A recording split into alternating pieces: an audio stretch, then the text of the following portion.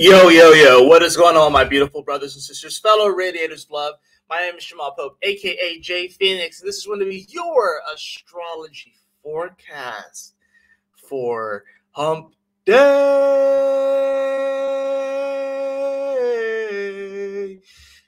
October 18th, 2023, Wednesday. Thank you so much for joining me on this video. Today is definitely going to feel like a hump day. Look at these transits. It's going to feel like a hump day. Hopefully you guys are having a wonderful week so far. Let's hop into the aspects for today. We definitely got some interesting things coming your way today. Well, we do, of course, have that sun coming off of that south node today. Still going to be kind of feeling the remnants of this energy, and it's not really done either because we're going to have Mercury that's going to conjunct the south node today as well, opposing Eris, opposing the north node. I haven't talked much about Eris, but Eris is essentially like the female version of Mars, and she is the goddess of discord and strife, and she's like a warrior goddess, if you will. Yeah, that being in north node, with the north node in Aries, it's definitely been causing some strife and some discord, if you cannot already tell, right? And, trying to be diplomatic about things, trying to find like so much balance about things right now, it's a bit tough right now because Eris is throwing a wrench into everything right now. So we're going to, like I said, we're seeing the sun come off of that south node. Not sure how your day was yesterday, but there's definitely were like these little moments where we could have been triggered throughout the day. That continues today because Mercury is going to meet up with the south node. Now, we also have some odd, awkward aspects today. So as you can see, as Mercury comes to 24 degrees and begins its conjunction with the south node. Now, whenever I say conjunction, I want you to think of amplify. In fact, I'm going to probably put like a key somewhere eventually like on the screen where it shows what I mean by certain aspects. So conjunction is amplify. These energies amplify each other. Whenever I say like a trine, it's a harmonizing aspect, right? Whenever I say sextile, I want you to think of opportunity. Whenever there's a square, I want you to think of tension, right? There's tension that's building. The quincunx, I call it the awkward stare from across the room, but we can just say awkward, right? And then the opposition is obviously going to be the challenge, right? They're challenging each other. Like it's like a versus, like it's, fighting game. They're about to duke it out, right? So that's the thing about this. We are going to see today as Mercury conjuncts and amplifies with the south node and opposes. So going to like this challenge with Eris and the north node.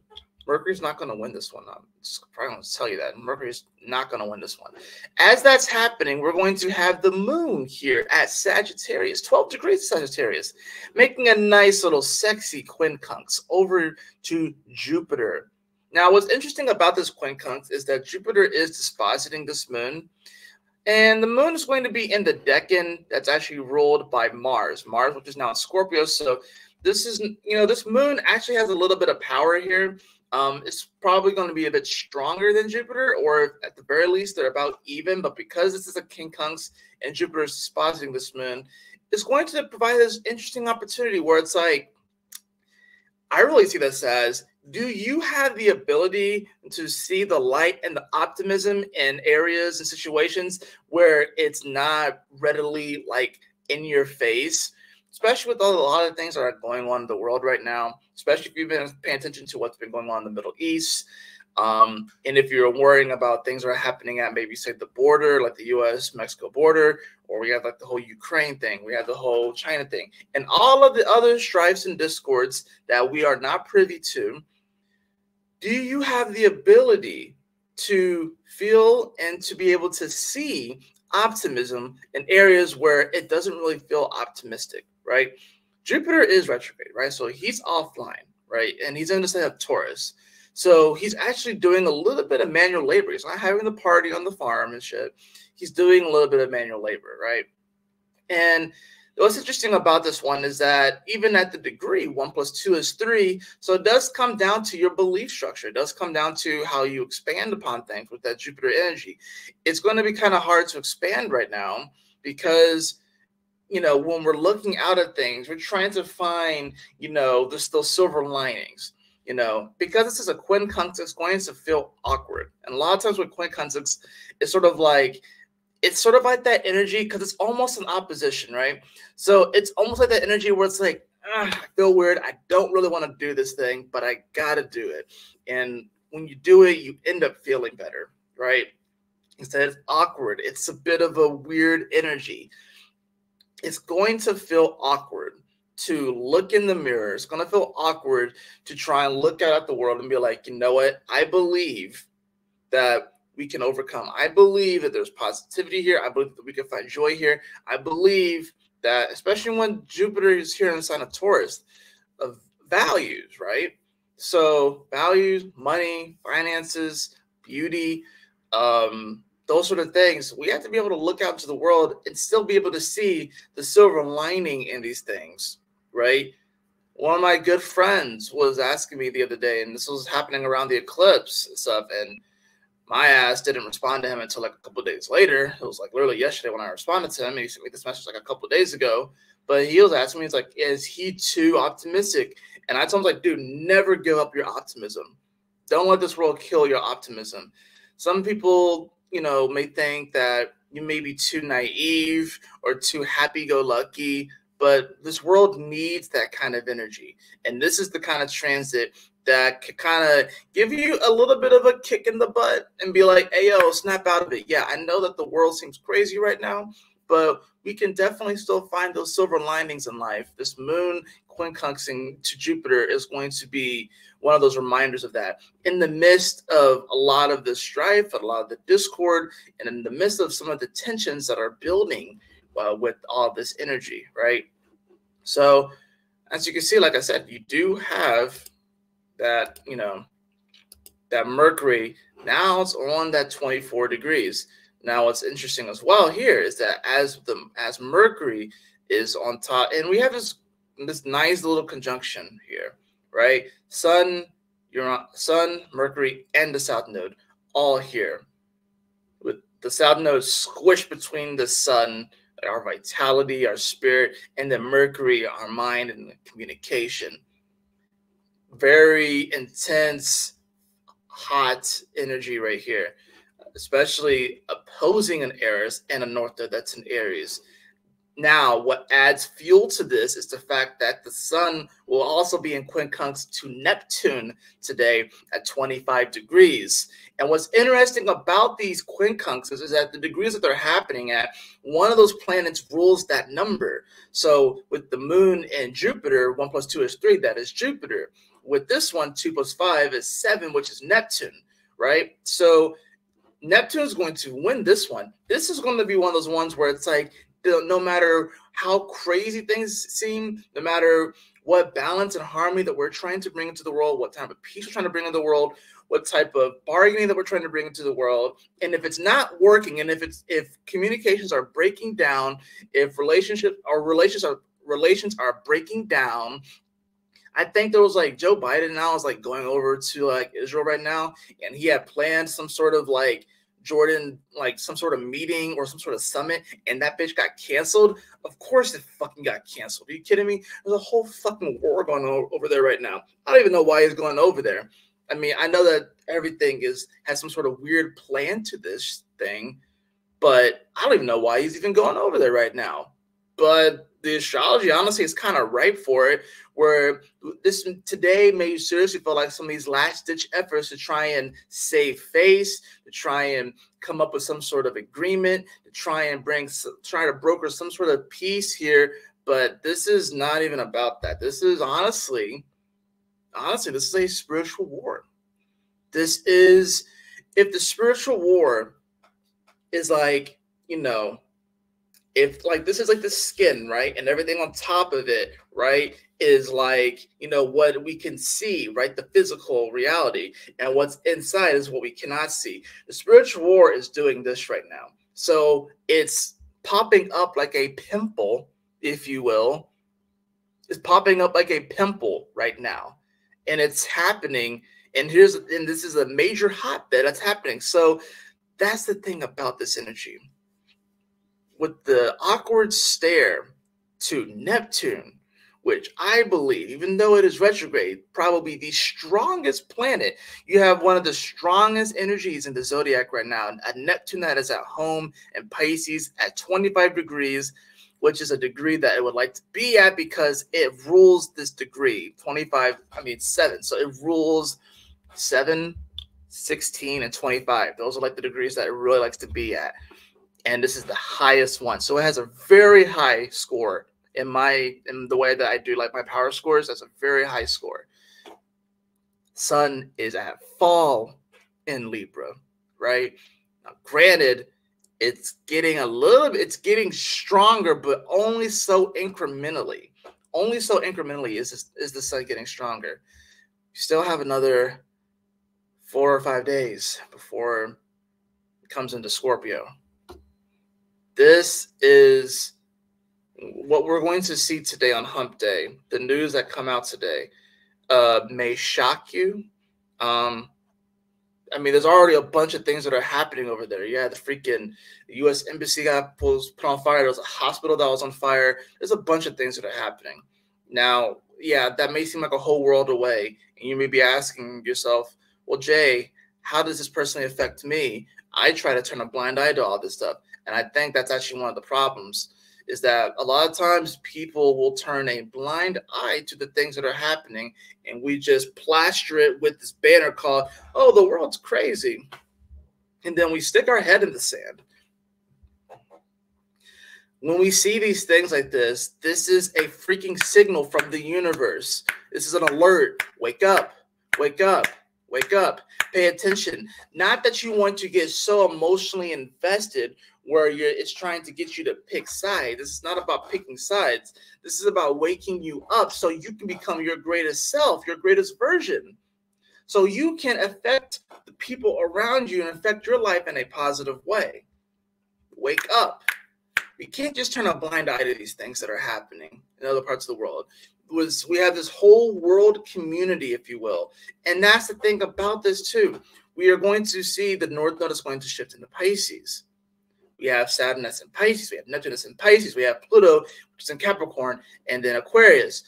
There is going to be a lot of energy focused around the world at large. And if we try to turn a blind eye to these sort of things, because a lot of these cycles with these major planets, these outer planets, they're coming to a close, right?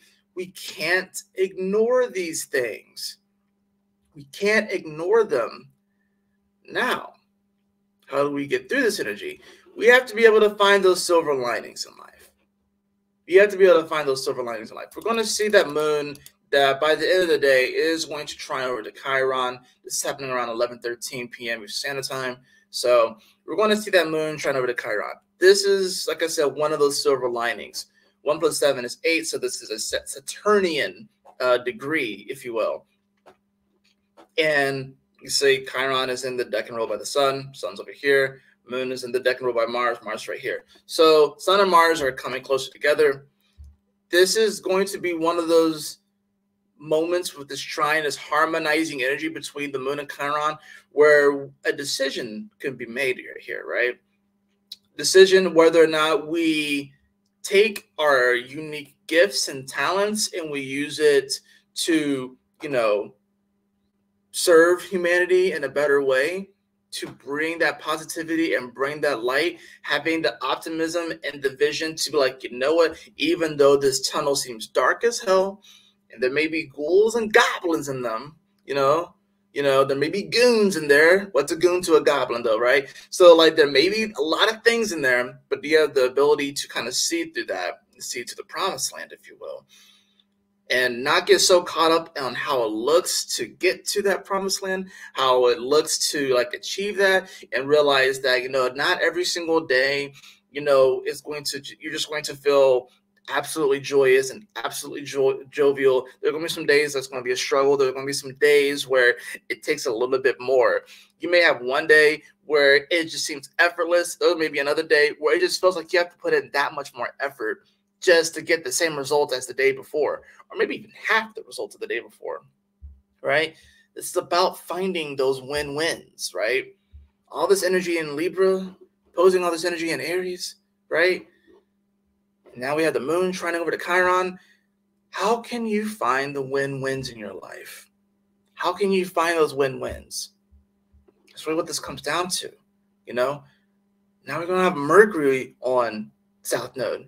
What's interesting about this is that 2 + 4 is 6, so that's a very Venusian energy, right? In Libra. Where's Venus? It's in Virgo, right? So this isn't really the time to be super worried about trying to find peace and balance and harmony with people that probably just won't see eye to eye to us. This may be a great time to agree to disagree. This may be a good time to go into maybe even a little bit of isolation. This may be a good time to just sort of like not over explain ourselves. But with the Mercury on the South Node opposing Eris and the North Node, this is going to be a time where people are going to over explain themselves, bargain with themselves, and bargain with the world around them on why they are the way that they are. This is sort of a continuation off of yesterday, right? Remember, like I said, Sun is also quincunx to Neptune. Neptune is very strong here. So this is a spiritual war. This is an informational war. You don't want to get too caught up and swept away by what you see in the media. I think it's good to be aware of these things, but you also still want to be able to form your own opinions on these things, and also do your best to maintain vibrational integrity, which means to rise above the sides, this versus that, that versus this, to rise above that and to be a little bit more objective in this. The way that we do this, I feel like the keys to energies like this, it's going to be this Mars in Scorpio, which is going to be that extra little bit of juice that we need to get through this. And also, believe it or not, even though Venus is pretty weak here, Venus in Virgo is going to be really critical here too. Being here at 9 degrees today in the decan that's ruled by Chiron, traditionally by Virgo, but traditionally by Mercury, but ruled by Chiron. We have a Venus here, which is wanting us to kind of clean up some things, you know what I'm saying? And, since this was, area where Mercury retrograde and stuff like that, we had a lot of intense energy in Virgo, but now it's just Venus here, right? There's definitely, she's not making any aspects to really anything. She squared the moon at the beginning part of the day. That was before I even started filming this. So, you have that energy. And, she's getting closer to trining over to Jupiter, right? Which would be a nice little relief for her. After squaring Jupiter 3 times and squaring Uranus 3 times, she actually gets to trine them this time. So it's going to be nice. Not only that, but Venus, whenever it was in Virgo, it would always retrograde in our lifetime. Now she just gets to go through Virgo and just be able to actually clean up things without having to go back into Leo and shit. You know what I'm saying? So this provides us a great time to, like I say, take some sort of spiritual inventory, take stock of what we have right now, and to kind of just see what's working. Venus right now, she's kind of in the library right now, and she's actually getting a chance to read a lot of these books that she never really got to read before. Or if she read them, she had to close them and then go back into Leo land, right? Or maybe she got bored and went back on vacation into Leo, right? So, this gives us an opportunity to kind of take stock of our life right now, what is working, what may not be working, what can be improved upon. And, it's like I said, I think these two planets, I think Mars and Venus are sort of in many ways like the key to how we kind of get through these moments. You know, do you have that extra power, that extra juice to kind of get through things with the Mars and Scorpio? And do you have the ability to kind of be honest with yourself, to kind of take stock of what is going on with Virgo, clean up some things, and really see the beauty in your day-to-day life, see the beauty in your service to humanity, see the beauty in the seemingly maybe mundane or the regular or the work that you're doing, you know? So that's what this really comes down to, you know? Let's go ahead and get into those cards, shall we?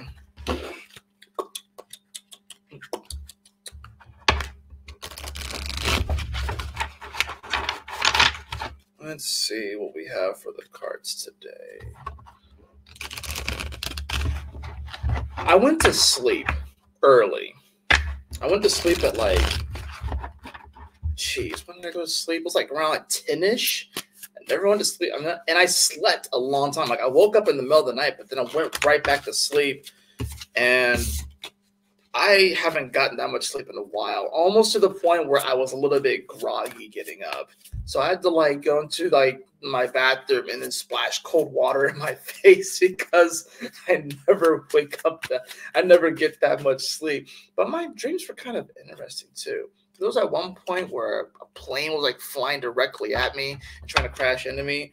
And then there was this other thing where I was like looking up at the sky and I was watching as you know, I was seeing as the sun rise. I was able to see the other planets as they're rising with it. It was kind of interesting. Plus, the sky was like different colors and stuff like that. It was pretty cool. Anyways, those are my dreams last night. Let's see what we have for the cards today. Let's see what we have. We have the Ace of Swords. Ace of Swords. Yep. So, you know, this is about standing for truth, I want to say. Definitely, you know, maybe initiating some type of conversation. But I think this is really going to be about, you know, standing for truth, standing for integrity. That's really what I see with this Ace of Swords. We have that followed by the King of Wands as well. So, you know, I really feel this King of Wands with this Ace of Swords. This is definitely like, I feel like this has a lot to do with what's going on in the Middle East right now, you know. But in your own personal life, I would say that this King of Wands, you know, is going to bring about this fiery energy, you know. But the Ace of Swords, it really depends upon, you know, what message that this King of Wands is really bringing. Because I feel like the Ace of Swords is the message, and then the King of Wands is sort of like, you know, the conduit for that message. So it's like, what kind of message are you going to be bringing today? Are you going to be bringing a message of optimism? Are you going to be bringing a message of just, you know, are you going to be overly bargaining with yourself, overly bargaining with other people? What kind of message are you bringing today? We also have at the bottom of the deck, we have the Devil card at the bottom of the deck. Be careful about duplicit information. Be careful about information that seeks to drown your vibration and, you know, despair, sorrow, discord, seeming that things aren't going to work out. Be careful of being pitted against other people. Be careful of all these sort of things, because I feel like the Devil card coming up, you know, at the bottom of the deck with the Ace of Swords and King of Wands, this is definitely an energy where the message, this Ace of Swords message, can definitely be a bit on the darker side, definitely be a bit convoluted. It may seem like it's positive, but it's actually sort of like a Trojan horse.